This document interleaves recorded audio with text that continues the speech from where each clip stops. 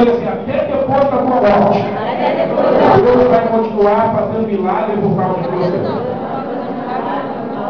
Que é isso, pastor? A Bíblia nos relata que Eliseu tinha morrido, botaram ele na cova, a carne saiu, só ficou os ossos.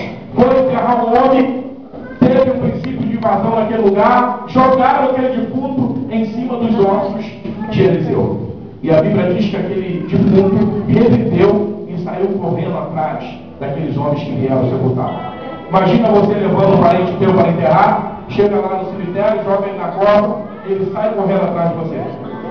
Eu creio que você ia correr mais com medo daquele que ressuscitou do que dos ladrões que estavam invadindo a cidade. Então, amados, mesmo se eu morrer hoje, eu não tenho preocupação com os meus filhos, porque eu sei que Deus vai cuidar deles. Não tenho preocupação com a minha esposa, porque eu sei que Deus vai cuidar dela. Mas isso se eu for fiel a Deus.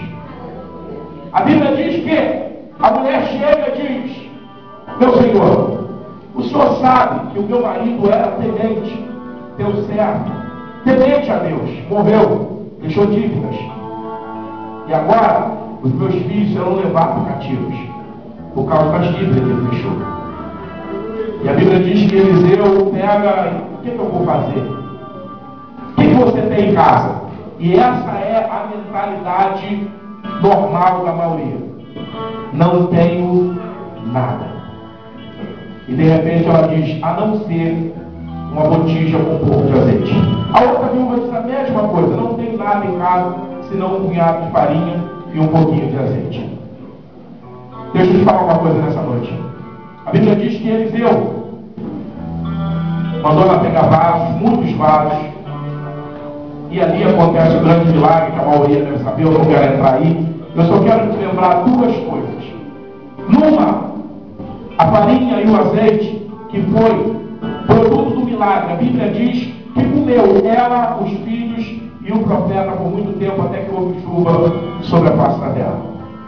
Eu lembro do testemunho de um missionário que estava aqui mesmo, né, na Amazônia, trabalhando, e a igreja mandava todo mês uma cesta básica e aquelas latas de sopa, aquela sopa em pó. Aquilo é uma delícia depois de 3 dias de fome, porque no primeiro e no segundo é terrível.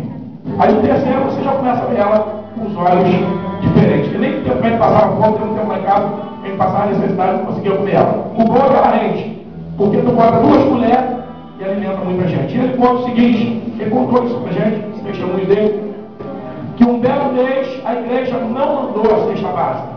E tinha bastante lata de sopa lá, porque só comia a cesta básica. E aí eles tiveram que entrar naquela sopa, só que a essa altura, muita gente de lá do lugar ia para lá para comer na casa dele, aquelas pessoas que ele estava evangelizando e não tinha nada para comer. E ele diz o seguinte, amados, que quando chegou mais ou menos no meio do mês, toda aquela lata de sopa tinha acabado, só tinha meia lata, e é claro, já tinha ido mais de 3 latas até o meio do mês. E ele falou o seguinte: nós vamos ficar sem comida. E a esposa dele deu uma ideia: a mulher deu uma ideia boa, né? A mulher dele deu uma ideia: faz o seguinte, para de dar para todo mundo que está vindo aqui e guarda só para a gente, né? Porque as ideias são boas. E ele falou: não, como que a gente vai fazer? Todo dia o pessoal já estava acostumado a fazer a fila na porta da casa dele. Já ia se arrumando um do lado do outro ali, conversando alguma coisa, já justamente para esperar a hora da sopa. E ele contou o seguinte: e ele ficou aqueles últimos 15 dias, tirava da sopa, e ele esperando que ela ia acabar. Depois do 20º dia, ele chamou a esposa dele e falou: peraí, nós já estamos há mais de 5 dias comendo essa metade dessa lata de sopa. Vem cá, dá uma olhada onde ele está. E ela continuava no meio. E ele conta que terminou o mês com a lata de sopa no meio. E só no outro mês que foi chegar a cesta básica e outras latas de sopa, que aquela lata de sopa foi acabada. Você tem que crer, amados. Certa feita, no centro de recuperação, amigo meu, Cláudio, fiquei muito tempo com ele trabalhando no centro de recuperação. Uma certa vez ele me chamou dentro do refeitório e falou: pastor, eu acredito em milagre, porque aqui dentro do centro de recuperação é um lugar de milagre. E ele falou o seguinte: pastor, eu Eu acordei esses dias, não tinha arroz, e o arroz que tinha era mais ou menos 2 quilos.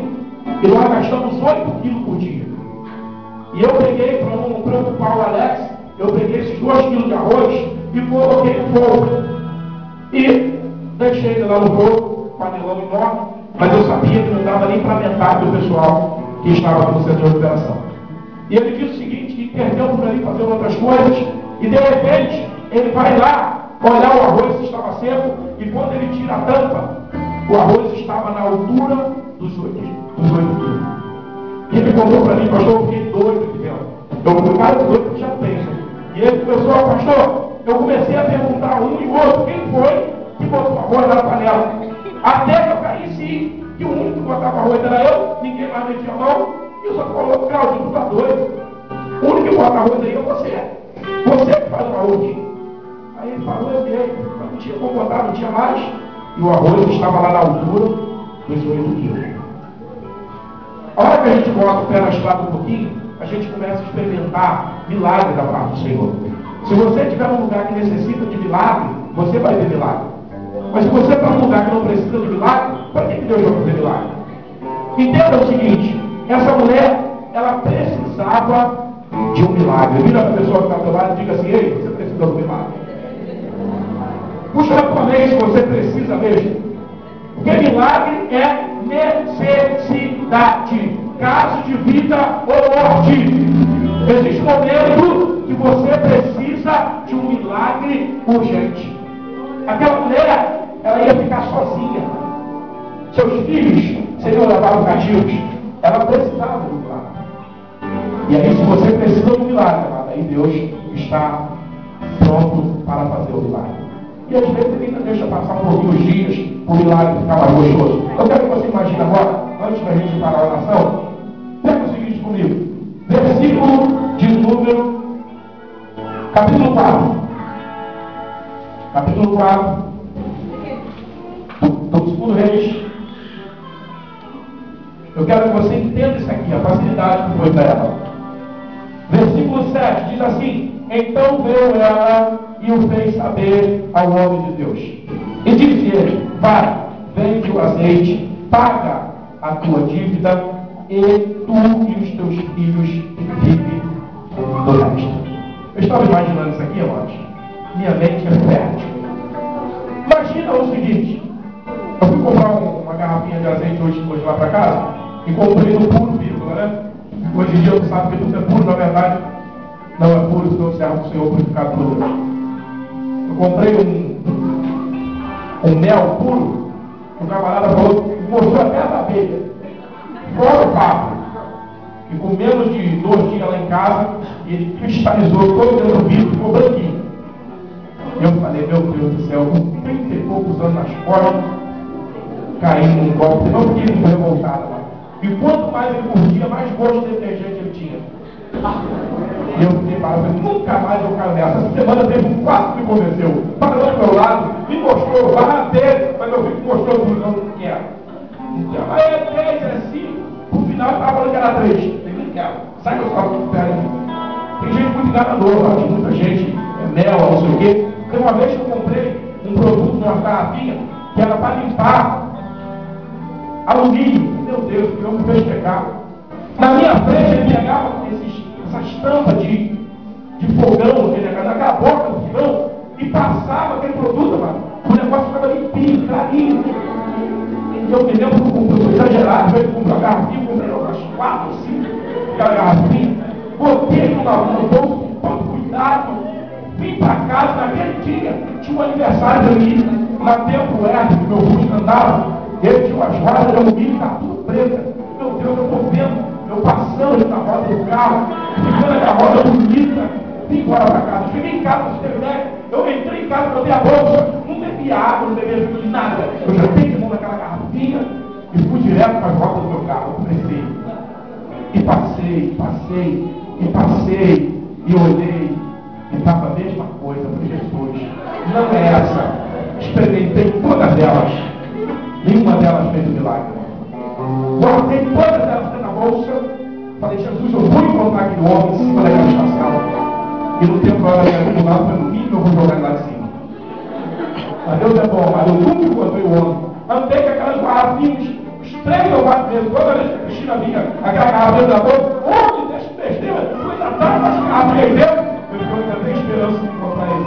Até hoje não encontrei. Mas veja, irmãos, a Bíblia relata uma história verídica. Sabe o que é que eu entendo para ele encerrar?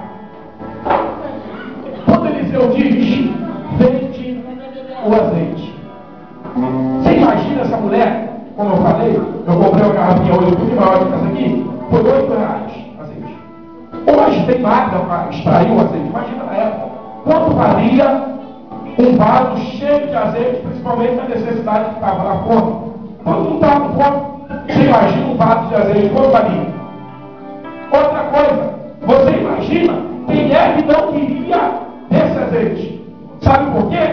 Quando ela chegava para vender, imagino eu ela falando do azeite e alguém perguntando, esse azeite é puro? De qual oliveira que é tirado? E ela falando assim, não, esse aqui não, esse aqui eu só tinha uma botijazinha em casa, foi aquele que o profeta derramou e encheu um monte de vaso. Quem é que não queria esse azeite? Hã? Quem é que não queria? Eu creio que naquele casamento que Jesus transformou água em vinho, tinha gente ali que não veio mais vinho hoje. Mas quando falaram, a água se tornou vinho, eu vou colocar no vaso só para ver qual é o sabor. Então você imagina o valor que tinha esse azeite do milagre. Eu quero entrar em algo mais profundo nessa noite. Você, olha para a pessoa que está do lado, diga para ele, você é fruto de um milagre. Diga para ele, você não sabe quanto você vale. É por isso que o inimigo quer te derrubar, quer tirar a tua fé. Sabe por quê? Cada um de nós que estamos aqui nessa noite somos fruto de um milagre. Olha para as pessoas que estão do lado, dá uma olhadinha para ele mesmo, amado. Você está com um milagre do teu lado. Um milagre do teu lado, sabe por quê? Muitos já não conseguem mais ter fé para caminhar, para entrar na casa do Senhor, para estar aqui hoje. Plena decisão, né? Para fundo, tem que muitos não vieram. Né? Então, olha a pessoa que está do lado, diga para ele, você é um milagre. Você é fruto do milagre, irmão. Fica de pé nessa noite. Você é fruto de um milagre. Valorize isso na tua vida. Valorize isso na tua vida. O azeite naquele dia foi fruto do milagre. Você, no mundo de hoje, é fruto de um milagre. Eu quero que você puxa só um pouquinho atrás. Quantas coisas você já passou e está de pé até hoje? Feche teus olhos um pouquinho. Feche teus olhos um pouquinho. Não está de novo pronto para adorar o Senhor?